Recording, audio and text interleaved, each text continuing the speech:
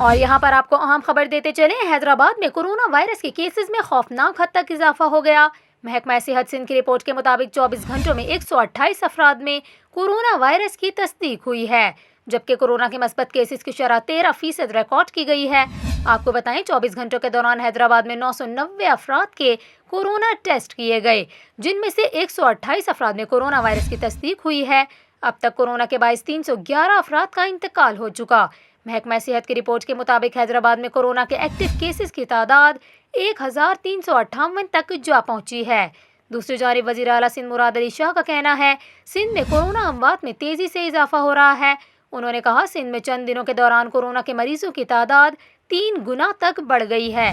अमवात में भी तेजी से इजाफा हो रहा है। उन्होंने कहा, कराची के जिला शर्की में एक हफ्ते के दौरान मस्बत केसेस की शरह 21% तक जा पहुंची है।